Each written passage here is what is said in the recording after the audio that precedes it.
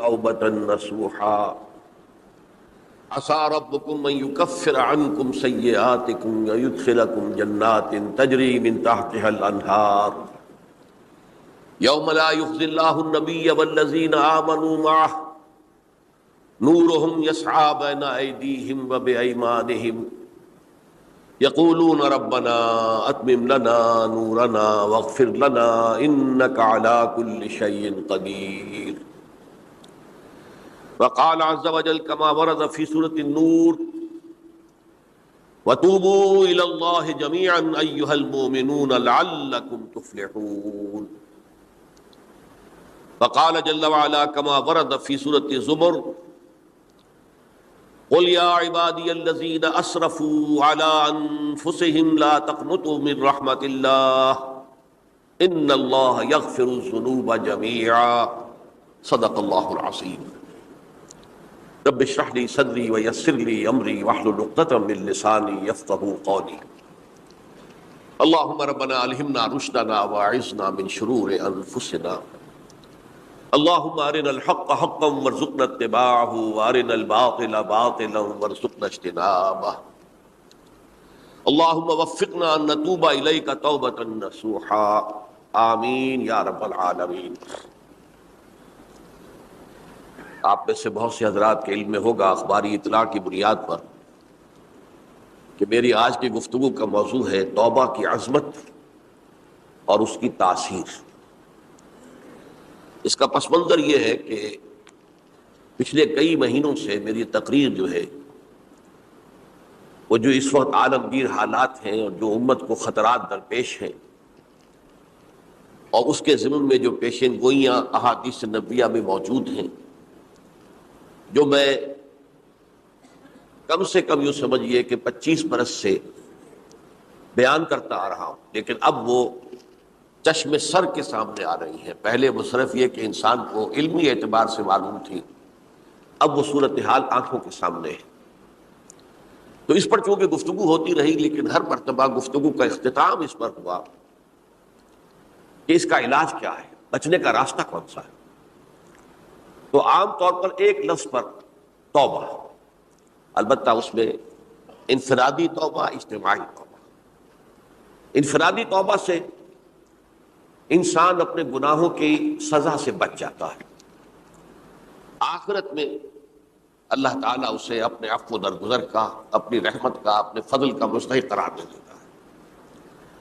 لیکن دنیا میں قوم کی حالت نہیں بدلتی جب تک اجتماعی توبہ نہ.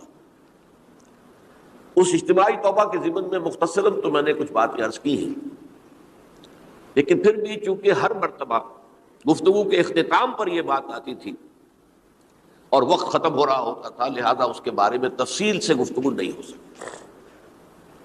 تو آج میں نے طے کیا کہ جو حالات ہیں وہ تو اب سامنے آ رہے ہیں.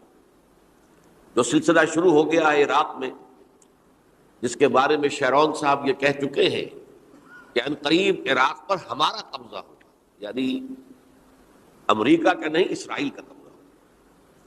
اور یہ بات بھی اب سامنے آ چکی ہے کہ مڈل ایسٹ کا پورا نقشہ بدل دینے کا پروگرام ہے. یہ جو مڈل ایسٹ کے ممالک ہیں یہ کب وجود میں آئے تھے؟ پچھلی صدی، 20ویں صدی میں جو پہلی جنگ عظیم ہوئی، اس سے پہلے یہ پورا علاقہ سلطنت عثمانیہ میں تھا، خلافت عثمانیہ کے تحت. پورا شمالی افریقہ، پورا یہ مغربی ایشیا، حجاز سمیت سارا معاملہ ایک سلطنت، ایک ملک، خلافت کے تحت. پہلی جنگ عظیم کے بعد پھر حصے بکھرے کیے انہوں نے، جیسے کہ مال غنیمت کو بیٹھ کر بعد میں تقسیم کیا جاتا ہے کہ اس عالم عرب کے جو ہیں اب ٹکڑے ٹکڑے کر دو اور انہیں باہم تقسیم کر دو. مصر، عراق یہ برطانیہ،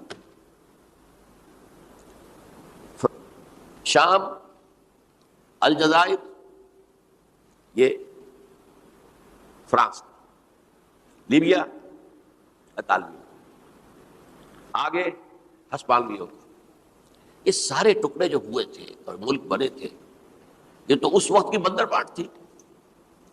اسی طرح اب کہا جا رہا ہے کہ اس جنگ کے بعد حقیقت میں مڈل ایسٹ کا نقشہ تبدیل کر دیا جائے گا. یہ صرف چینج آف ریجیم نہیں ہے، چینج آف ریجن ہے، علاقے کا.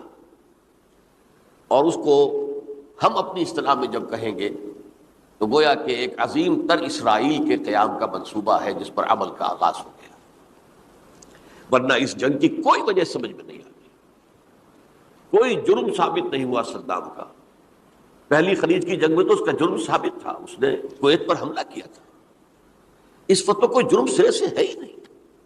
ان کے اپنے معائنہ انسپیکٹر جا کر بتاتے رہے کہ کچھ نہیں دیکھا ہم نے، وہاں کچھ نہیں پایا. اس حوالے سے سوچئے کہ کیا جواز، کوئی جواز پوری دنیا میں یہ بات تسلیم کی جاتی ہے کہ بلا جواز حملہ، اور کس قدر شدت سے ہے، کتنی طاقت سے ہے، کتنی قوت سے ہے، کتنی فوجیں آئی ہیں، کتنے جو ہے خلیج کے اندر جہاز کھڑے ہوئے ہیں جن پر سے کہ ہوائی جہاز اڑتے ہیں، کتنے چھوٹے چھوٹے جہاز کھڑے ہوئے ہیں، کہاں کہاں سے حملے ہو رہے ہیں. تو اصل میں وہ کتاب الملاحم کے اندر حضور نے جن خبروں کی پیشن گوئی کی تھی وہ اب ہمارے سامنے ہے. اسی طرح پاکستان کا معاملہ ہوتے ہوتے رفتہ رفتہ ہمارے گرد گھیرا تنگ ہو رہا. ہم پر ایک الزام تو وہ کہتے ہیں کہ آپ چاہے لاکھ دفعہ قسم کھا لیں ہم نہیں مانیں گے، شمالی کوریا کو ایٹمی صلاحیت جو ہے وہ آپ نے فراہم، ہمارے پاس ثبوت ہے. اس کے بدلے میں ان سے میزائل ٹیکنالوجی آپ نے لی ہے، ہمارے پاس ثبوت ہے. اور آپ کشمیر میں کراس بارڈر انفلٹریشن اور ٹیررزم کو روک نہیں سکے، آپ نے نہیں روکا. اور یہ جو ہے فنڈامنٹلسٹ جو ہیں آپ کے ملک میں سر اٹھا رہے ہیں، 2 صوبوں میں ان کی حکومتیں بن گئی ہیں. اس سے تو اندیشہ ہے کہ کہیں ایٹمی صلاحیت جو ہے آپ کی وہ ان کے ہاتھ میں نہ چلی جائے، پھر تو وہ القاعدہ اور ٹیررسٹ کے حوالے پہنچ جائے. لہذا حالات جو ہے بہت دگرگوں ہیں، اور یہی وجہ ہے کہ اس کا عکس ہمیں نظر آتا ہے. بھارت کا جو طرز عمل ہے اس وقت، جس طرح تھریٹننگ انداز اس کا اس وقت ہے، اتنا اس سے پہلے کبھی نہیں تھا. وہ کہتے ہیں کہ جو اصول امریکہ نے اختیار کیا ہے کہ جس ملک سے مستقبل میں کوئی اندیشہ ہے اس پر پہلے سے حملہ کرنے کا حق حاصل ہے. یہ نہیں کہ اس کا کوئی جرم ثابت ہو، ہمیں اندیشہ ہے لہذا ہمیں حملہ کرنے کا حق حاصل ہے. تو اسی طرح پھر ہمیں بھی پاکستان کے اوپر حملہ کرنے کا حق حاصل ہے. بہرحال میں ان میں اب زیادہ وقت صرف نہیں کرنا چاہتا. یہ چیزیں تو اب رائٹنگ آن دی وال کی حیثیت سے ہماری نگاہوں کے سامنے ہیں. آج میں چاہتا ہوں کہ اس توبہ کے موضوع پر کچھ عرض کروں، اور اس میں بھی ایک خاص بات جس کی طرف کہ میرا ذہن حال ہی میں منتقل ہوا ہے، وہ آج اس میں یوں سمجھیے کہ اضافی طور پر آپ کے سامنے رکھوں گا. دیکھیے توبہ کے بارے میں قرآن مجید میں بے شمار آیات ہیں، اور توبہ جو ہے ہماری دینی تعلیمات کا ایک اہم ستون ہے. میں نے ابھی صرف 3 مقامات سے آیات آپ کو سنائی. یا ایھا الذین آمنوا توبوا الی اللہ توبۃ نصوحا، اہل ایمان اللہ کی جناب میں توبہ کرو خلوص کے ساتھ، اخلاص کے ساتھ. توبۃ النصوح، زبانی کلامی نہیں، توبہ کی تسبیح نہیں، بالفعل توبہ. عسیٰ ربکم ان یکفر عنکم سیئاتکم، امید ہے تمہارا رب تمہاری برائیوں کو تم سے دور کر دے گا. یہ توبہ کی تاثیر ہے. اگر آپ کے اخلاق اور کردار میں کوئی غلط شے شامل تھی، اللہ تعالیٰ آپ کے کردار کے دامن کو دھو دے گا. اور آپ کے اعمال نامے میں اگر دھبے لگے ہوئے تھے تو اللہ تعالیٰ ان دھبوں کو بھی دھو ڈالے گا. عسیٰ ربکم ان یکفر عنکم سیئاتکم ویدخلکم جنات تجری من تحتہا الانہار، اور تمہیں داخل کرے گا ان باغات میں جن کے دامن میں ندیاں بہتی ہوں. یوم لا یخزی اللہ النبی والذین آمنوا معہ، وہ دن جس دن اللہ تعالیٰ اپنے نبی کو رسوا نہیں کرے گا، معاذ اللہ ثم معاذ اللہ، اور نبی کے ساتھ ہی ان کو بھی کہ جو ان کے ساتھ ایمان لائے. نورہم یسعی بین ایدیہم و بایمانہم، ان کا نور ان کے سامنے طرف اور داہنی طرف دوڑتا ہوا ہوگا. نور ایمان قلب سے پھوٹ رہا ہوگا اور وہ سامنے روشنی ڈالے گا.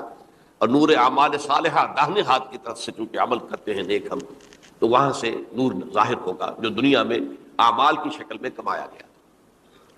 اور اس وقت یہ اہل ایمان کہتے ہوں گے، یقولون ربنا اتمم لنا نورنا واغفر لنا، اے اللہ ہمارے نور کو کامل فرما دے. اس کا پس منظر یہ ہے کہ ظاہر بات ہے کہ ایمان کے درجات بھی بے شمار ہیں. کہاں ابو بکر صدیق کا ایمان، کہاں ایک عام صحابی کا ایمان، کہاں ہم جیسے غیر صحابہ عام مسلمانوں کا ایمان. یہ نسبت خاک رہا عالم پاک، اسی نسبت سے اس نور کی انٹینسٹی ہوگی۔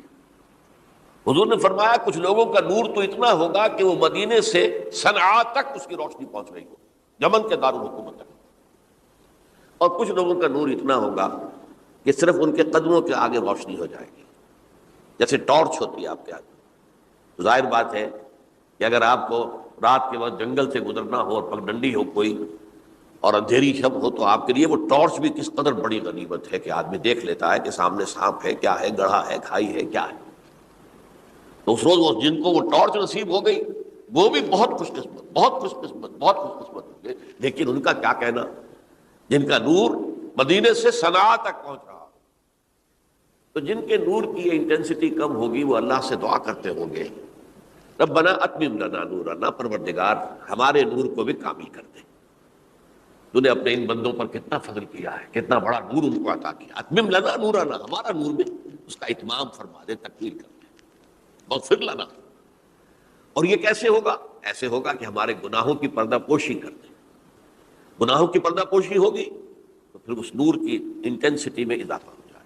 واغفر لنا انک علی کل شیء قدیر، یقیناً تو ہر شے پر قادر۔ پھر میں نے آپ کو آیت سنائی سورہ نور کی، یہ آیت نمبر 31 بڑی طویل آیت ہے، اس کا آخری ٹکڑا ہے وَتُوبُوا إِلَى اللَّهِ جَمِيعًا أَيُّهَا الْمُؤْمِنُونَ لَعَلَّكُمْ تُفْلِحُونَ۔ اے ایمان والو اللہ کی جناب میں سب مل جل کر توبہ کرو تاکہ تم فلاح پاؤ۔ یہ گویا کہ اجتماعی توبہ کا جو میں نے آپ کے سامنے اصطلاح بیان کی ہے، یہ اس کا نقشہ ہے۔ اور ایک اور آیت جو میں نے آپ کو سنائی سورہ زمر کی آیت نمبر 53، بعض لوگوں پر کچھ مایوسی طاری ہو جاتی ہے، ہم اتنے عرصے سے گناہ کرتے چلے آ رہے ہیں، کیسے معافی ہوگی، کیسے ممکن ہے، کیسے چھٹکارا ملے گا؟ ایسے لوگوں کے لیے ان کے اطمینان کے لیے، ان کی دلجوئی کے لیے، ان کی تسلی کے لیے یہ آیت عظیم ترین آیات میں سے قرآن مجید کی۔ قل یا عبادی الذین اسرفوا علی انفسہم، اے نبی کہہ دیجئے اے میرے وہ بندو جنہوں نے اپنی جانوں پر ظلم کیا ہے، ظلم اٹھایا ہے، زیادتی کی ہے۔ تم اگر گناہ کرتے رہے ہو تو اپنی جان پر ظلم کیا ہے، میرا تو کچھ نہیں بگاڑا۔ اللہ تو غنی ہے، اس کی تو سلطنت میں کوئی کمی نہیں آتی۔ ایک حدیث قدسی میں الفاظ آئے ہیں، میرے بندو اگر تم سب کے سب اولکم و آخرکم و انسکم و جنکم، تمام انس و جن اور اولین سے لے کر آخرین تک کسی بدترین انسان جیسے فاسق و فاجر ہو جائیں، سب ابلیس بن جائیں، تب بھی میری سلطنت میں کوئی کمی نہیں ہوگی۔ اور اگر تم سب کے سب اولین و آخرین اور انس اور جن سب مل کر جو متقی ترین انسان ہو سکتا ہے ویسے بن جاؤ، ابو بکر صدیق بن جاؤ، تب بھی میری سلطنت میں کوئی اضافہ نہیں ہوگا۔ تو اللہ تعالیٰ کا تو کچھ بگڑتا نہیں ہے، انسان گناہ کرتا ہے تو اپنا نقصان ہے۔ قل یا عبادی الذین اسرفوا علی انفسہم، کہہ دیجئے اے نبی اے میرے وہ بندو جنہوں نے اپنی جانوں پر ظلم کیا ہے، ستم کیا ہے، ظلم اٹھایا ہے، لا تقنطوا من رحمت اللہ۔ میں آج بعض حدیثیں اس موضوع پر آپ کو سناؤں گا، عجیب چشم کشا حدیثیں ہیں۔ میں نے چونکہ اس موضوع پر گفتگو کرنی تھی تو میں نے کچھ اس مرتبہ احادیث کا تفحص کیا، تو واقعہ یہ ہے کہ بعض احادیث پڑھ کر خود میری جو ہے میرے علم میں اضافہ ہوا، ادھر میری توجہ آج تک نہیں گئی تھی۔ لا تقنطوا من رحمت اللہ، اللہ کی رحمت سے مایوس مت ہو۔ ان اللہ یغفر الذنوب جميعا، اللہ تعالیٰ تمام کے تمام گناہ معاف کر دے۔ اللہ تعالیٰ کی قدرت ہے، اللہ کا اختیار ہے، اللہ کا فیصلہ ہے، لہذا مایوس نہ ہو، اصلاح کرو۔ احادیث تو میں بعد میں آپ کو سناؤں گا، اس سے پہلے اس کا فلسفہ سمجھ لیجئے اصل میں کیا ہے۔ دیکھیے ایک ہے طبیعی اعمال، فزیکل، ان کا ہم دنیا میں اصول یہ دیکھتے ہیں کہ اس کے نتائج لازمی ہوتے ہیں اور ان سے چھٹکارا نہیں مل سکتا۔ آپ نے سنکھیا کھایا ہے تو مریں گے، چائے کھانے کے بعد آپ نے خودکشی کا ارادہ کیا، سنکھیا کھا لیا، اب چاہے آپ پر ندامت ہو، پشیمانی ہو، پریشانی ہو، توبہ کریں، آپ کو بچنے کا کوئی سوال نہیں، مرنا ہی مرنا۔ اللہ یہ کہ اللہ تعالیٰ جو ہے اپنی معجزانہ کسی قدرت سے اس عمل کا جو طبعی نتیجہ ہے اس کو نکلنے سے روک دے۔ آگ کی فطرت ہے کہ وہ جلاتی ہے، اللہ کے حکم کے تحت حضرت ابراہیم کو اس نے نہیں جلایا، یا نار کونی بردن وسلام علی ابراہیم. لیکن یہ ہمیشہ نہیں ہوتا، یہ تو ایک دفعہ ہو گیا بس. اللہ جب چاہے اب بھی کر سکتا ہے، لیکن یہ روز روز نہیں ہوتا. روز روز جو بھی فزیکل لاز ہیں وہ چل رہے ہیں، اگر وہ نہ چلے تو کوئی سائنس پاسبل ہی نہ ہو، کوئی ٹیکنالوجی ممکن ہی نہ ہو. یہ تو ان فزیکل کیمیکل لاز جو ہے ان کا دوام ہے کہ جس کی وجہ سے یہ ساری سائنس اور ٹیکنالوجی اب کہاں سے کہاں پہنچ رہی ہے کہ عروج آدم خاکی سے انجم سہمے جاتے ہیں کہ یہ ٹوٹا ہوا تارا کہیں مہی کا عامل نہ بن جائے. تو یہ توبہ جو ہے فزیکل اعمال میں مفید نہیں ہے، چاہے آپ پر یہ احساس میں کیا کر بیٹھا، کیا میں نے کیا، کیوں میں نے کھا لیا، یہ سن کیا، وہ تو اب اثر کرے. جو اخلاقی اعمال ہے ان کا قانون یہ نہیں ہے. اخلاقی اعمال کے نتائج ختم ہو جاتے ہیں توبہ کے ساتھ. یہ ایک بہت بڑا قانون ہے، بہت بڑا قانون. ایسا نہیں ہے کہ کسی گناہ سے انسان کی فطرت میں کوئی ایسی مستقل کجی واقع ہو جائے کہ جس کی اصلاح کی کوئی صورت ہی نہ ہو. یہ نہیں ہے.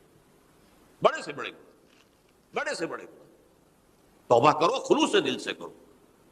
جو اس کے اصول ہیں، جو اس کے قواعد ہیں، جو اس کے ضوابط ہیں، جو اس کی شرائط ہیں، ان کو پورا کرو. تو بڑے سے بڑے اعمال، برے سے برے اعمال، میں حدیثیں آج آپ کو سناؤں گا، حیران کو. کیونکہ عام طور پر یہی ہوتا ہے کہ مواعظ میں چونکہ لوگوں کو اصلاح کی ترغیب دلانی ہوتی ہے تو وہ جو انذار کا پہلو ہے اسے زیادہ نمایاں کیا جاتا ہے. اللہ کی طرف سے شدید ذو انتقام، اللہ انتقام لینے والا ہے، اللہ سزا دینے والا ہے. لیکن یہ دوسرا پہلو جو ہے وہ بھی اپنی جگہ پر بہت اہمیت کا ہے کہ طبیعی اعمال کے نتائج اور عواقب اور اخلاقی اعمال کے نتائج و عواقب یہ ایک جیسے نہیں ہیں. اب اس معاملے میں تاریخ مذاہب عالم میں جو بہت بڑی غلطی ہوئی، بہت بڑی غلطی ہوئی، بہت بڑی غلطی ہوئی. تورات میں حضرت آدم اور حوا علیہ السلام سے جو غلطی اور خطا ہو گئی تھی، آپ اندازہ کیجئے کیا مقام اللہ نے عطا کیا تھا. سارے فرشتوں کو ان کے سامنے سجدہ کروا دیا تھا اور ایک ہی حکم تو دیا تھا نا کہ اس درخت کے قریب نہ جانا. اور تو ابھی کوئی شریعت نہیں تھی، کوئی لمبے چوڑے احکام نہیں تھے. کھاؤ جہاں سے چاہو، اس ایک درخت کے پیچھے پاس نہ جانا. فَلَا تَقْرَبَا هَٰذِهِ الشَّجَرَةَ فَتَكُونَا مِنَ الظَّالِمِينَ. اور وہی کام کر بیٹھے حضرت آدم اور حضرت حوا علیہ السلام. کتنا بڑا گناہ، کتنا بڑا گناہ، کتنا بڑا گناہ. لیکن قرآن نے وضاحت کر دی کہ آدم نے توبہ کی، اللہ نے معاف کر دیا.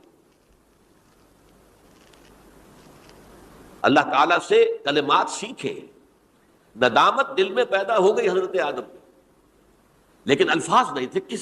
کن الفاظ میں اللہ سے معافی مانگوں، مجھ سے خطا ہو گئی، بہت بڑی غلطی ہو گئی. وہ الفاظ بھی اللہ نے سکھائے. فَتَلَقَّىٰ آدَمُ مِن رَبِّهِ كَلِمَاتٍ. یہ ہے اس میں کہ وہ علامہ اقبال کا ایک شعر ہے ان کے نوجوانی کے دور کا، جس پر میں بھول رہا ہوں کہ داغ دہلوی تھے یا کوئی اور تھے کہ جنہوں نے علامہ سے کہا تھا میاں اس عمر میں اور یہ شعر. اس بڑی محفل میں بات آئی تھی کہ موتی سمجھ کے شان کریمی نے چن لیے قطرے جو تھے میرے عرق انفعال کے. انفعال کہتے ہیں عربی میں پشیمانی، شرمندگی. اور عام طور پر جب کسی انسان پر پشیمانی اور شرمندگی طاری ہوتی ہے تو پیشانی جو ہے اس پر کچھ پسینہ سا آتا ہے. تو قطرے جو تھے میرے عرق انفعال کے موتی سمجھ کے شان کریمی نے چن لیے. اللہ کی نگاہ میں ان کی اتنی قیمت، ان کی اتنی وقت میرے بندے نے پشیمانی اختیار کی ہے اپنے اس غلط کام کے اوپر، اسے رنج اور افسوس ہو رہا ہے. تو اللہ کی نگاہ میں اس کی یہ عظمت ہے، یہ قدرت ہے. تو اللہ تعالیٰ نے جب حضرت آدم کے دل میں وہ پشیمانی پیدا ہو گئی تو الفاظ نہیں تھے. کن الفاظ میں؟ ہم کہتے ہیں نا کہ مجھے سمجھ نہیں آ رہا کہ میں کس منہ سے آپ سے بات کروں، میری یہ حیثیت نہیں ہے، میں کن الفاظ میں اپنی جو ہے خطا کا اعتراف کروں. تو اللہ نے وہ کلمات خود سکھا دیے. فَتَلَقَّىٰ آدَمُ مِن رَبِّهِ كَلِمَاتٍ فَتَابَ عَلَيْهِ إِنَّهُ هُوَ التَّوَّابُ الرَّحِيمُ. یہ چیز کہیں تورات جب دوبارہ مرتب ہوئی ہے تو وہ نکل گئی، اس میں رہ گئی، باقی اس میں شامل نہیں. یہ تاریخی اعتبار سے جان لیجئے، تورات جو ہے وہ آج سے 2500 بلکہ 2600 برس قبل سے دنیا سے غائب ہے۔ یہ تورات کا جو نسخہ تھا یروشلم میں 587 قبل مسیح میں، جب نبوکدنضر نے، شاید آج کل آپ دیکھ رہے ہوں، یہ عراق کی جنگ میں عراق کے جو خاص ڈویژنز ہیں عراقیوں کے، ریپبلکن گارڈز کے، ان میں سے ایک کا نام جو ہے وہ نبوکدنضر ڈویژن ہے، ایک کا حمورابی ڈویژن ہے۔ حمورابی جو ہے عراق کا بہت پرانا بادشاہ تھا، اور تاریخ انسانی میں سب سے پہلا قانون اس نے مرتب کیا تھا، حمورابی۔ یہ بہت پرانی تہذیب ہے، دنیا کی غالباً سب سے زیادہ اینشنٹ تہذیب جو ہے وہ عراق کی ہے۔ حضرت ابراہیم یہی پیدا ہوئے شہر عور میں۔ تو نبوکدنضر نے جب تباہ کیا تھا یروشلم کو، 6 لاکھ آدمیوں کو قتل کیا اور 6 لاکھ کو قیدی بنا کر لے گیا بیبیلونیا، بابل کا لفظ بھی آج کل آ رہا ہے۔ کسی زمانے میں وہ عظیم شہر تھا دنیا کا، اب وہ معمولی سا شہر رہ گیا، نئے شہر بڑھ گئے۔ تو اس وقت سے اس نے جب یروشلم میں جو ہیکل سلیمانی حضرت سلیمان کی بنائی ہوئی مسجد تھی اس کو جب گرایا ہے، اس کے بعد سے وہیں پر وہ نسخہ رکھا ہوا تھا تورات کا، پھر دنیا میں وہ نسخہ اب نہیں ہے۔ یہودیوں کا کہنا ہے کہ موجود ہے مسجد اقصیٰ کے نیچے، وہ جب اس نے گرایا تھا تو جو نیچے تہخانے تھے وہ نہیں گرے تھے، وہ محفوظ رہتے، اوپر ملبہ آ گیا، اور وہیں پر وہ تورات اور وہ تابوت سکینہ جس میں حضرت موسیٰ کا عصا بھی رکھا ہوا ہے، اور بہت سے وہ من اور سلوہ کے بھی کچھ نمونے رکھے ہوئے ہیں، وہ تابوت سکینہ اس کا قرآن مجید میں سورہ بقرہ میں ذکر ہے، وہ بھی موجود ہے۔ اور جو ربائی وہاں اس وقت تھے ان کے علماء، ان کی لاشیں بھی وہاں پڑی ہوئی ہیں، وہ جب ہم کھدائی کریں گے تو دنیا میں سامنے آ جائے گی۔ لیکن بہرحال اس وقت جو مجھے کہنا تھا وہ یہ کہ چونکہ اصل تورات اس وقت گم ہو گئی، 150 سال کے بعد اسے پھر یادداشتوں سے کچھ مرتب کیا گیا تو اس میں غلطیاں پیدا ہو گئی۔ اب انسانی یادداشت کا معاملہ آ گیا، انہی میں سے ایک بڑی غلطی یہ ہوئی، اومیشن یہ ہوئی کہ حضرت آدم نے جو توبہ کی اور اللہ نے قبول فرما لیا، اس کا ذکر اس میں نہیں ہے۔ اس سے نتیجہ عیسائیوں نے کیا اختیار کیا کہ وہ اوریجنل سن کہتے ہیں اسے، وہ جو ابتدائی گناہ تھا عظیم جو ہمارے جد امجد آدم سے سرزد ہوا تھا، اس گناہ کا اثر جو بھی بچہ نسل آدم میں پیدا ہوتا ہے وہ لے کر آتا ہے۔ یہ زمین و آسمان کا فرق ہے۔ اسلام کے نزدیک ہر بچہ جو پیدا ہوتا ہے وہ معصوم ہے، بلکہ مسلم ہے۔ کل مولود یولد علی الفطرہ، جو بھی بچہ پیدا ہوتا ہے وہ فطرت اسلام پر پیدا ہوتا ہے۔ فَأَبَوَاهُ يُهَوِّدَانِهِ أَوْ يُمَجِّسَانِهِ أَوْ يُنَصِّرَانِهِ، یہ تو والدین ہیں اس کے جو اسے مجوسی یا عیسائی یا یہودی بنا لیتے ہیں، ورنہ وہ تو مسلمان ہوتا ہے، فطرت کی کلین سلیٹ لے کر آتا ہے۔ عیسائیت کہتی ہے ہر انسان جو پیدا ہوتا ہے بنیادی طور پر گناہ گار ہے، اپنے جد امجد کے گناہ کا بوجھ لے کر آ رہا ہے۔ اب اس کا علاج انہوں نے پھر کیا تجویز کیا، یہ ہے ایک غلطی پر دوسری غلطی اور دوسری پر تیسری غلطی۔ خشت اول چونے حد بیمار کج، تاثریہ بھی رود دیوار کج۔ اب اللہ نے جب دیکھا اب تو ہر بندہ جو ہے آدم کی اولاد کا بنیادی طور پر پیدائشی طور پر گناہ گار ہے، تو اب کیا کیا جائے؟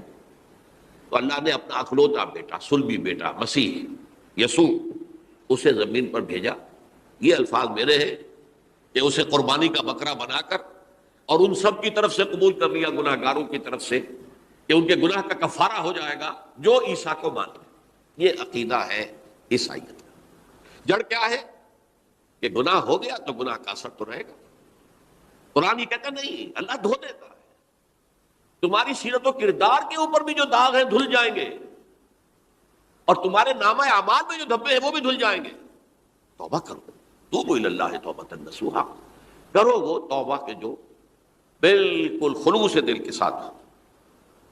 اب میں ذرا آپ کو کچھ احادیث سنانا چاہتا ہوں۔ ایک طرح کا یہ تبشیر کا پہلو ہے آج ہماری گفتگو میں کہ جو نمایاں ہوگا۔ یہ بعض احادیث تو چھوٹی چھوٹی ہیں اور یہ بہت مرتبہ میری گفتگو میں آ چکی ہیں، صرف اس وقت حوالہ دے کر گزر جاؤں گا۔ یہ ترمذی اور ابن ماجہ میں حضرت انس ابن مالک رضی اللہ تعالی عنہ سے روایت ہے، حضور نے فرمایا کل بنی آدم خطاؤون وخیر الخطائین التوابون، تمام بنی آدم خطا کار ہیں، خطا کار بھی نہیں، بہت خطا کار ہیں، بہت خطا کار ہیں، لیکن ان خطا کاروں میں بہتر لوگ وہ ہیں کہ جو خوب توبہ کرتے ہیں، غلطی ہو گئی توبہ کریں۔ اور ایک اور حدیث میں آپ کو بتاؤں گا کہ یہ نہیں ہے کہ پھر کبھی وہ غلطی نہ ہو، اس وقت آپ یہ لگا لیں اپنے اوپر یہ کام میں نے نہیں کرنا اور ایک دفعہ وہ کام چھوڑ دیں تو توبہ ہو گئی. پھر اگر کچھ عرصے کے بعد پھر کہیں آپ جذبات کی رو میں بہ گئے, پھر کہیں کوئی برے اثرات جو ہے وہ پڑے, پھر غلطی, کوئی بات نہیں, پھر توبہ کرو, پھر ہو گیا پھر توبہ کرو. تواب اسی لیے کہا بار بار بار بار بار بار توبہ کرنے والے. تو کل بنی آدم خطاؤون وخیر الخطائین التوابون. دوسری حدیث یہ بھی ابن ماجہ اور بہقی میں ہے, حضرت عبداللہ ابن مسعود رضی اللہ تعالی عنہ, التائب من الذنب کمن لا ذنب له. گناہ سے توبہ کرنے والا ایسے ہے جیسے اس نے کبھی گناہ کیا ہی نہیں. دھل جاتی ہے, تختی دھل گئی, بچے نے تختی لکھی تھی اس کو دھو دیا, ختم ہو گیا. ایک حدیث تو پڑھ کر میں بھی چونکا. یہ اصل میں اسلوب ہے بیان کا, بتانے کے لیے کہ تمہارے دلوں کے اندر مایوسی کا غلبہ نہ ہو جائے. مایوس اصل میں جو ہے مایوسی یہ ابلیسیت ہے, نوٹ کر لیجئے اس کو. مایوسی ابلیسیت کی کا عکس ہے. مبلس کہتے کسے جو مایوس ہو گیا. ابلیس سب سے بڑھ کر مایوس جو ہے وہ ابلیس ہے. اسے معلوم میرا چھٹکارا تو نہیں ہے, لہذا میں جتنوں کو اپنے ساتھ لے کر جہنم میں جھونک دوں یہی میری کمائی ہے, میں نے تو بچنا نہیں. تو ابلیس کہتی ہے اس کو جو انتہائی مایوس, مبلس, جو رحمت خدا بندی سے مایوس ہو چکا. اب اس کو دور کرنے کے لیے حدیث سنیے, اور یہ حدیث مسلم شریف کی ہے صحیحین کے اندر, حضرت ابو ہریرہ سے. حضور فرماتے ہیں والذی نفسی بیدہ, قسم ہے اس ذات کی جس کے ہاتھ میں میری جان ہے, لو لم تذنبوا, اگر تم لوگ گناہ نہ کرتے, لذهب اللہ بکم, تو اللہ تعالیٰ تمہیں لے جاتا کہیں اور, ولجاء بقوم یذنبون, اور پھر کسی ایسی مخلوق کو پیدا کرتا جو گناہ کرتے, فیستغفروا اللہ, اور پھر وہ اللہ سے استغفار کرتے اور توبہ کرتے, فیغفر لہم, اور اللہ تعالیٰ انہیں معاف کر دیتا. تو میں نے عرض کیا کہ یہ بعض چیزیں ہوتی ہے کہ جن کا واقع سے کوئی تعلق نہیں ہوتا, لیکن ایک زور بیان کے لیے, ایک بات کو ایمفیسائز کرنے کے لیے, جیسے قرآن مجید میں آتا ہے, اے نبی کہہ دو ان کان للرحمن ولد فانا اول العابدین, اگر اللہ کا کوئی بیٹا ہو تو میں سب سے پہلے میں اس کو پوجوں گا, جب میں اللہ کو پوجتا ہوں. اللہ کا اگر کوئی بیٹا ہوتا تو کیا میں اسے نہ پوچھتا, لیکن نہیں ہے. اب یہ نہیں ہے, نفی کے لیے زور دیا کہ اگر اللہ کا کوئی بیٹا ہوتا, لو کان للرحمن ولد فانا اول العابدین. اسی طرح یہ ہے کہ اگر انسان گناہ نہ کرتے اور گناہ کے بعد توبہ کر کے اللہ تعالیٰ کی شان غفاری کا ظہور نہ ہوتا. یہ بھی ایک عجیب فلسفے کی بات ہے, اللہ نے یہ کائنات کیوں پیدا کی؟ قرآن مجید میں اس کو براہ راست ایڈریس نہیں کیا گیا اس مسئلے کو, میرے علم کی حد تک. ہو سکتا ہے کہیں بہت خفی انداز میں ہو, اور ابھی تک میری نگاہ سے بھی جو ہے وہ چھپا رہ گیا, ہو سکتا ہے. قرآن مجید کے غامض نکات ایسے ہو سکتے ہیں. کوئی شخص, میں تو کہتا ہوں کہ اگر کوئی شخص کہتا ہے, میرے بارے میں ایک عالم دین نے کہہ دیا تھا کہ اسے قرآن پر بڑا عبور حاصل ہے, تو میں نے انہیں پیغام پہنچایا, جن صاحب نے مجھے ان کا یہ جملہ سنایا تھا کہ آپ نے قرآن کی توہین کی ہے. قرآن پر عبور کسی انسان کو نہیں ہو سکتا. عبور کا مفہوم کیا ہے؟ دریا کے دو کنارے ہیں, آپ اس کنارے سے اس کنارے چلے گئے تو آپ نے عبور کیا دریا. قرآن کے کنارے ہیں ہی نہیں, لا پیدا کنار.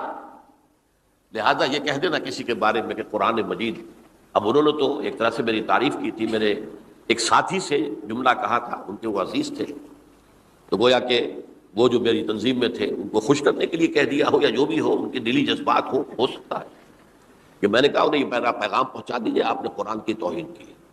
قرآن پر عبور کیسے ہو سکتا؟ نہ معلوم کتنے مقامات ہیں کہ جہاں امام راضی بھی کھڑے ہوئے ایسے نظر آتے ہیں, دہشت زدہ. اعلم ان هذا المقام مقام غامض مہیب عمیق, ہوشیار کے رہ پر دم تیغست قدم رہا, ہوشیار ہو جاؤ, یہ بڑا خطرناک مقام ہے, بہت مشکل مقام ہے, اس کے تہ تک پہنچنا کسی کے لیے ممکن نہیں ہے. سورہ حدید کی آیت هو الاول والآخر والظاہر والباطن پر یہ الفاظ ہیں جو امام راضی نے لکھے. تو اس لیے میں آپ سے عرض کر رہا ہوں کہ یہ کہنے کا انداز ہے والذی نفسی بیدہ, لو لم تذنبوا، اس ہستی کی قسم جس کے ہاتھ میں میری جان ہے، اگر تم گناہ نہ کرتے، تو میں عرض کر رہا تھا تو اللہ کی شان غفاری کیسے ظاہر ہوتی؟ اللہ نے کائنات کیوں پیدا کی؟ کنت کنزا مخفیا فاحببت ان اعرف فخلقت الخلق۔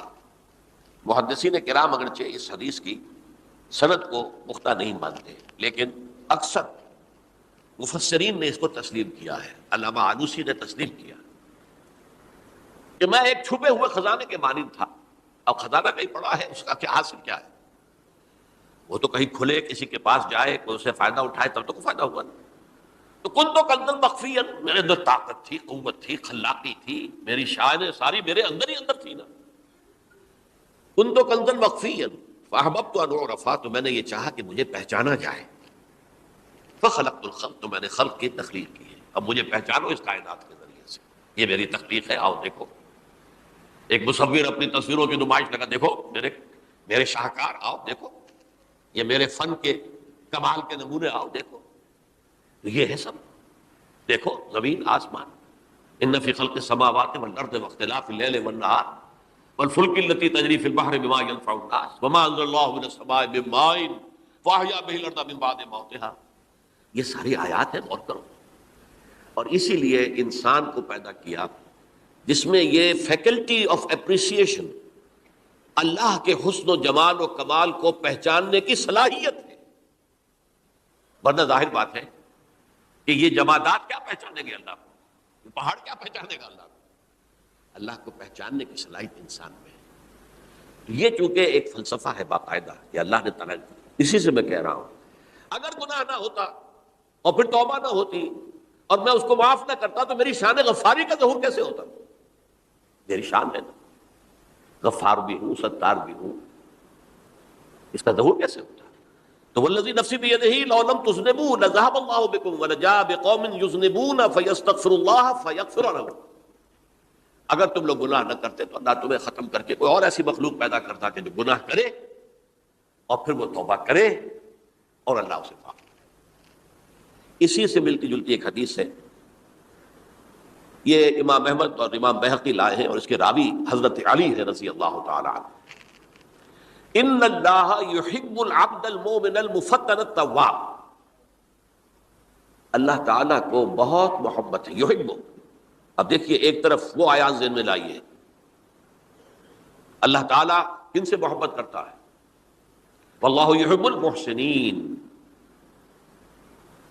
یا وہ لوگ ان اللہ یحب الذین یقاتلون فی سبیلہ صفا کانہم بنیان مرصوص، اللہ محبت کرتا ہے اپنے ان بندوں سے جو اس کی راہ میں جنگ کرتے ہیں صفے باندھ کر، گویا سیسا پلائی ہوئی دیوار ہے۔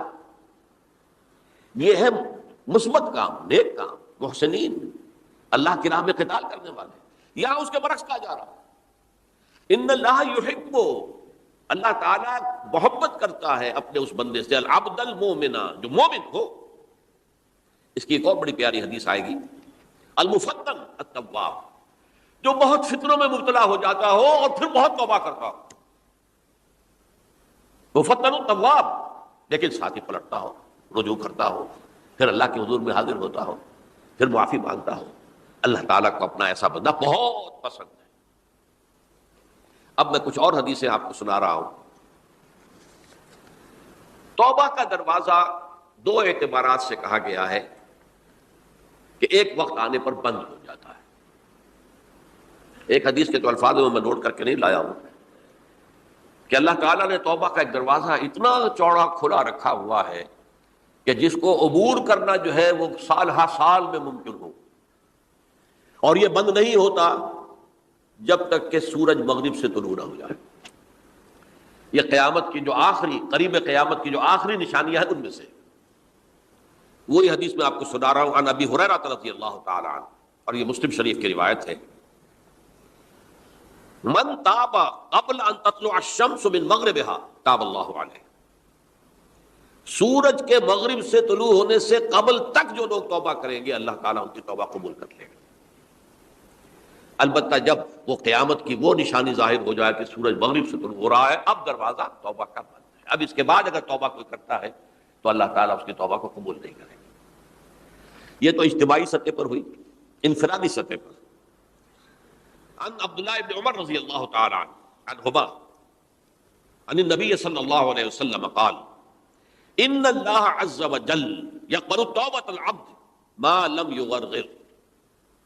یہ ترمذی میں ہے حضرت عبداللہ ابن عمر رضی اللہ تعالی عنہما سے کہ اللہ تعالیٰ اپنے بندے کی توبہ قبول کرتا ہے جب تک کہ وہ جسے ہم کہتے ہیں گھنگرو نہ بولنے لگے حلق کے اندر، جبکہ نزع عالم نزع ہو اور جان جو ہے وہ آ کر پھر یہاں اٹکتی ہے، تو اس وقت تک دروازہ کھلا ہے توبہ کا. لیکن جب یہ شکل ہو گئی تو دروازہ بند. یہ انفرادی سطح پر ہو گیا. جب آپ کے موت کے آثار اتنے واضح ہو گئے کہ اب جا رہے ہیں، اب توبہ کریں گے تو توبہ قبول نہیں ہوگی. اجتماعی سطح پر جب قیامت جو ہے اس کی وہ گھڑی آ گئی کہ سورج مغرب سے طلوع ہو گیا، اب توبہ کا دروازہ بند.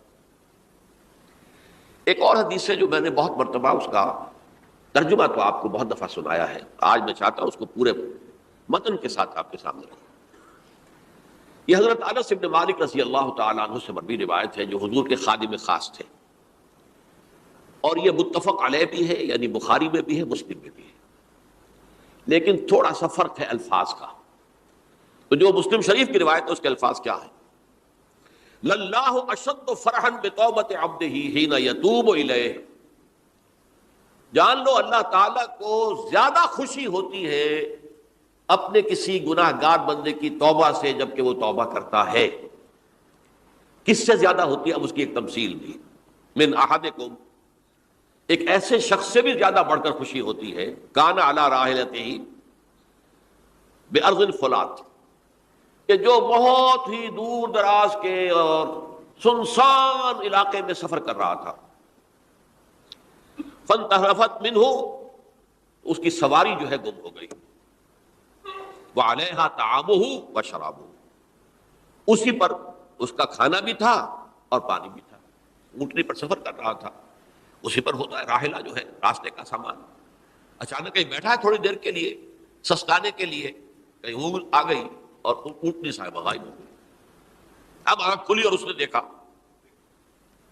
فَأَيَّسَ مِنْهَا، تلاش کر کر کے مایوس ہو گیا، کہیں اونٹنی کا سراغ نہیں. اب ظاہر بات ہے کسی صحرا میں یہ کیفیت، اس کا مطلب کیا ہے؟ یقینی موت. فَأَتَىٰ شَجَرَةً فَاسْتَجَعَ فِي ظِلِّهَا وَقَدْ أَيَسَ مِنْ رَاحِلَتِهِ، تو وہ ایک درخت کے نیچے اس کے سائے میں آ کے لیٹ گیا، گویا کہ موت کی امید میں. فَبَيْنَهُمَا وَهُوَ كَذَلِكَ إِذْ هُوَ بِهَا قَائِمَةٌ عِندَهُ، اس کی کہیں دوبارہ آنکھ لگی ہے، جو کھولا تو دیکھتا ہے اونٹنی تو موجود ہے، کھڑی. تو وہ فوراً اس کی وہ جو رسی ہے وہ پکڑتا ہے. فَأَخَذَ بِخِتَامِهَا ثُمَّ قَالَ مِن شِدَّةِ الْفَرْقِ. اب جو اسے مسرت ہوئی اس کا آپ اندازہ کر سکتے ہیں. ایک یقینی موت کا معاملہ آ چکا تھا اور اچانک اللہ تعالیٰ نے وہ کھوئی ہوئی اونٹنی جو ہے وہ واپس دلا دی. تو وہ کہنا تو یہ چاہتا تھا اللہ تو میرا رب ہے، میں تیرا بندہ ہوں، لیکن جسے ہم کہتے ہیں کہ خوشی کی انتہا فرط مسرت میں ایسی زبان لڑکھڑائی، اس نے کہا اللہم انت عبدی وانا ربک، اے اللہ تو میرا بندہ ہے، میں تیرا رب ہوں. یہ کہہ بیٹھا. تو یہ کیا ہے؟ فرط مسرت جسے آپ کہیں، خوشی کی انتہا، کہ جس میں انسان جو ہے اتنی بڑی خطا کر بیٹھتا ہے. اللہ کو اپنے کسی گناہ گار بندے کی توبہ سے اس سے بھی زیادہ خوشی ہو. اب ظاہر بات ہے کہ تماثیل کس لیے ہے؟ بعض حقائق اتنے لطیف ہوتے ہیں کہ ان کو بیان نہیں کیا جا سکتا بتمام و کمال، تو مثالوں کا سہارا لیتے ہیں. اللہ کو کتنی خوشی ہوتی کیا سمجھے گئے؟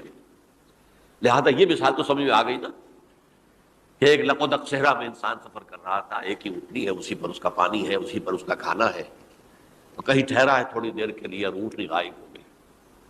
اور اس کے بعد تلاش کر کے شمال مغرب جنوب ہر جگہ دیکھ لیا آپ نے، کہیں اونٹنی کا سراغ نہیں. اب موت کے انتظار میں لیٹ گیا کہ اچانک دیکھتا ہے کہ اونٹنی موجود ہے. تو وہ اس شدت فرح میں یہ کہہ بیٹھتا ہے اللہم انت عبدی وانا ربک انا للہ و انا الیہ راجعون.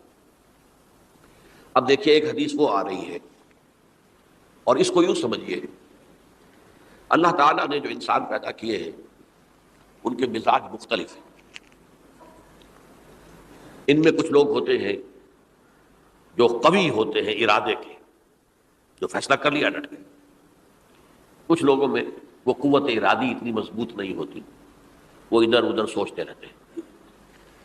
کچھ لوگ جسمانی طور پر بہت توانا ہوتے ہیں، کچھ لوگ جسمانی طور پر پیدائشی طور پر کمزور ہوتے ہیں۔ تو اگر کوئی قوت ارادی کمزور رکھنے والا شخص ہے، وہ بھی تو اللہ کی تخلیق ہے، اللہ کا بندہ ہے، خطاؤں کا ظہور ہو جاتا، توبہ کرتا ہے، پھر کچھ عرصے کے بعد پھر خطا کا ظہور ہو جاتا، پھر توبہ کرتا، تو ہم تو یہ سمجھیں گے کہ ایک حد کے بعد پھر اس کی توبہ قبول نہیں ہونی چاہیے۔ لیکن حدیث سنیے، وعن ابی ہریرہ رضی اللہ تعالی عنہ قال قال رسول اللہ صلی اللہ علیہ وسلم ان عبدا اذنب ذنبا، یقیناً ایک بندہ جو ہے وہ ایک گناہ کرتا ہے، فقال، پھر وہ کہتا ہے رب، اے میرے پروردگار، اذنبت فاغفر لی، مجھ سے گناہ ہو گیا ہے، مجھے معاف فرما دے۔ فقال ربہ، تو پروردگار یہ کہتا ہے اعلم عبدی ان لہ ربا یغفر الذنب ویأخذ بہ، میرا یہ بندہ یہ جانتا ہے کہ اس کا ایک رب ہے جو گناہ معاف بھی کر سکتا ہے اور سزا دے بھی سکتا ہے۔ کیا معنی ہوگا؟ گناہ اس نے کیا ہے لیکن جانتا ہے اللہ کو کہ وہ معاف بھی فرما سکتا ہے، تبھی تو وہ اللہ سے معافی کی درخواست کر رہا ہے۔ اس کے اس جاننے کی بنیاد پر، اس کے اس علم کی بنیاد پر، اس کے اس ایمان کی بنیاد پر فرمایا غفرت لعبدی، میں نے اپنے بندے کو معاف کر دیا۔ ثم مکث ما شاء اللہ، پھر وقت گزرا جتنا کہ اللہ نے چاہا، ثم اذنب ذنبا، پھر اس سے گناہ ہو گیا، فقال رب اذنبت ذنبا فاغفر، پھر کہتا ہے پروردگار مجھ سے گناہ ہو گیا، پھر مجھے معاف فرما دے۔ فقال ربہ، اللہ فرماتا ہے علم عبدی ان لہ ربا یغفر الذنب ویأخذ بہ، میرا بندہ ہے نا جو جانتا ہے کہ اس کا ایک رب ہے، ایمان باللہ اس کے اندر ہے، تبھی تو پکار رہا ہے، اور یہ بھی جانتا ہے کہ وہ گناہ معاف بھی کر سکتا ہے اور چاہے تو پکڑ بھی سکتا ہے، سزا بھی دے سکتا ہے۔ تو فرمایا، اللہ تعالیٰ فرماتے ہیں میں نے فرمایا، میں نے معاف کر دیا۔ ثم مکث ما شاء اللہ، پھر ایک عرصہ گزرا اس کے بعد، ثم اذنب ذنبا، پھر اس نے گناہ کیا، قال رب اذنبت ذنبا آخر، اس نے کہا پروردگار میں نے تو پھر ایک اور گناہ کر دیا، فاغفر لی، مجھے بخش دے۔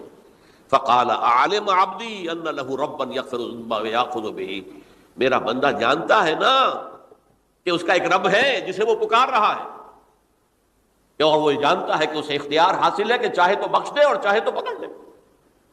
اس کے اس علم، اس ایمان کی بنیاد پر میں نے اسے معاف کر دیا۔ ایک اور حدیث، میں نے چونکہ اس گفتگو کے لیے ان احادیث کا تفحص کیا ہے، یہ تو بہت ہیں حدیثیں، میں نے ان میں سے کچھ چنی ہیں۔ ہمارے بعض واعظ ناصح وہ بھی کسی شخص کو روکتے رہے، برائیوں سے روکتے رہے، نہیں رکتا، تو کہیں غصے میں آ کے اللہ تجھے کبھی معاف نہیں کرے گا۔ یہ کتنا بڑا جرم ہے، اس کا اندازہ کیجئے اس حدیث سے۔ تو میرے بندے کو میری رحمت سے مایوس کر رہے ہیں،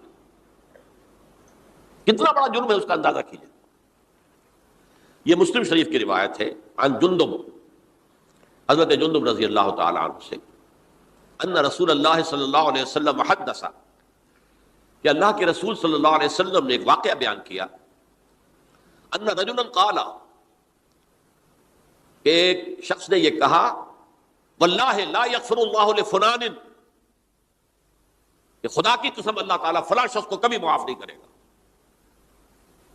وَأَنَّ اللَّهَ تَعَالَى قَالَ، اس پر اللہ تعالیٰ نے یہ فرمایا، مَنْ ذَا الَّذِي يَتَعَالَىٰ عَلَيَّ، یہ کون ہے جو میرے اوپر حکومت کرنے والا آ گیا، جو میری طرف سے حکم لگا رہا کہ میں کبھی معاف نہیں کروں گا۔ مَنْ ذَا الَّذِي، کون ہے وہ شخص، الَّذِي يَتَعَالَىٰ عَلَيَّ أَنِّي لَا أَغْفِرُ لِفُلَانٍ، کہ میں فلاں شخص کو کبھی معاف نہیں کروں گا، قد غفرت لفلان، اس کو تو میں نے معاف کر دیا، وَأَحْبَطْتُ عَمَلَهُ، اس شخص کے تمام اعمال میں نے ضائع کر دیے کہ تم نے میرے بندے کو مایوس کیا۔ یہ ہے جرم کی انتہا۔ تو توبہ کی دعوت دیتے رہو، توبہ کے لیے لوگوں کو آمادہ کرتے رہو، توبہ جو ہے اس کے لیے ترغیب دیتے رہو، اللہ تعالیٰ معاف فرمانے والا۔ اب آخری حدیث سنا رہا ہوں، یہ تو بہت ہی عجیب حدیث ہے۔ اور متفق علیہ، یہ بخاری اور مسلم دونوں میں۔ حضرت ابو سعید الخدری رضی اللہ تعالی عنہ جو ہے وہ اس کے راوی ہیں۔ حضور نے فرمایا کانا فی من کانا قبلکم رجل قتل 99 نفسا، تم سے پہلے جو امت تھی بنی اسرائیل، گویا کہ ان کا ذکر ہے، اس میں ایک آدمی ایسا تھا جس نے 99 قتل کیے تھے۔ اب آپ اندازہ کیجئے کتنا بڑا گناہ کبیرہ ہے قتل۔ قرآن مجید میں آتا ہے فَكَأَنَّمَا قَتَلَ النَّاسَ جَمِيعًا، اگر ایک انسان کو بھی ناحق قتل کر دیا گیا تو یہ ایسے ہی ہے گویا کہ اس نے پوری نوع انسانی کو قتل کر دیا، اس نے 99 قتل کیے۔ فَهَلْ لَهُ مِن تَوْبَةٍ، پھر اس کے بعد یہ ہوا کہ اس کے اندر توبہ کا جذبہ پیدا ہوا۔ فَسَأَلَ عَنْ أَعْلَمِ أَهْلِ الْأَرْضِ، تو اس نے پھر سوال کیا، لوگوں سے پوچھا کہ زمین میں رہنے والوں میں کون سب سے بڑا عالم ہے۔ وَدُلَّ عَلَىٰ رَاهِبٍ، تو اسے بتایا گیا فلاں راہب فلاں جگہ پر ہے، وہ بہت نیک ہے، بڑا عالم ہے۔ فَأَتَاهُ، وہ اس کے پاس آیا، فَقَالَ أَنَّهُ قَتَلَ 99 نَفْسًا فَهَلْ لَهُ مِن تَوْبَةٍ، انہوں نے کہا دیکھیے راہب صاحب، میں نے 99 انسان قتل کیے، اب مجھے یہ بتائیے کہ میرے لیے توبہ کا کوئی امکان ہے؟ فَقَالَ لَا، اس نے کہا نہیں۔ فَقَتَلَهُ، اس نے اس کو بھی قتل کر دیا۔ فَكَمَّلَ بِهِ 100، اپنی سینچری مکمل کر لی، مطلب 99 کے بعد ایک کی کسر تھی، اس کو بھی قتل کیا، 100 پورے کر لیے۔ ثم سأل عن عالم اہل الارض، پھر اس نے پوچھا کوئی اور کوئی بڑے عالم انسان ہو۔ فدل علی رجل عالم، پھر اس کی رہنمائی کی گئی ایک بڑے عالم شخص کی طرف۔ فقال انه قتل 100 نفس، تو اس نے وہاں جا کر کہا کہ میں 100 انسان ہلاک کر چکا ہوں، قتل کر چکا ہوں۔ فهل له من توبہ، میرے لیے توبہ کا کوئی امکان ہے؟ فقال نعم، کیوں نہیں، 100 قتل کیے تب بھی کیا ہے، توبہ کا راستہ دروازہ کھلا ہوا ہے، ما لم یغرغر، جب تک کہ وہ گھنگرو نہیں بج رہا اس وقت تک تمہارے توبہ کا دروازہ کھلا ہوا ہے۔ فرمایا نعم، ومن یحول بینہ وبین التوبہ، تمہاری توبہ کے درمیان اور تمہارے درمیان کون حائل ہو سکتا ہے، توبہ کا دروازہ کھلا ہے۔ لیکن ساتھ ہی کہا انطلق الی ارض کذا و کذا، اب تم ایسے کرو جہاں تم رہتے ہو وہاں نہ جاؤ واپس، وہاں کا ماحول اچھا نہیں ہے، معاشرہ اچھا نہیں ہے، ہو سکتا ہے کہ تم توبہ پر قائم نہ رہ سکو، تم فلاں جگہ چلے جاؤ، وہاں اچھے لوگ آباد ہیں، ان میں جا کر رہو۔ فإن بها أناسا يعبدون الله تعالی، وہاں ایسے لوگ آباد ہیں جو اللہ کی بندگی کرتے ہیں۔ فاعبد اللہ معهم، تو تم ان کے ساتھ مل کر اللہ کی بندگی اور پرستش کرو۔ ولا ترجع الى ارضک، اپنی زمین کی طرف اپنے وطن میں واپس بن جاؤ۔ فإنها ارض سوء، وہ بری جگہ ہے۔ فانطلقا، تو وہ چل پڑا، ہجرت کر رہا ہے، اس جگہ جا رہا ہے جہاں کا راہب نے بتایا تھا۔ حتی اذا نصف الطریق، جب آدھا راستہ اس نے پورا کر لیا، اتاہ الموت، موت آ گئی۔ فاختصمت فیہ ملائکۃ الرحمت و ملائکۃ العذاب، اب وہ جہنم کے فرشتے بھی آ گئے اس کی جان قبض کرنے کو، اور جنت کے بھی آ گئے۔ فقالت ملائکۃ الرحمہ، رحمت والے جو فرشتے ہیں جنت والے، انہوں نے کہا جا تائبا مقبلا بقلبہ للہ تعالی، یہ شخص توبہ کر کے اللہ تعالیٰ کی طرف ہجرت کر رہا تھا، اس لیے اس کی نیت کی بنیاد پر اب یہ جنتی ہے، لہذا اس کی روح ہم قبض کریں گے۔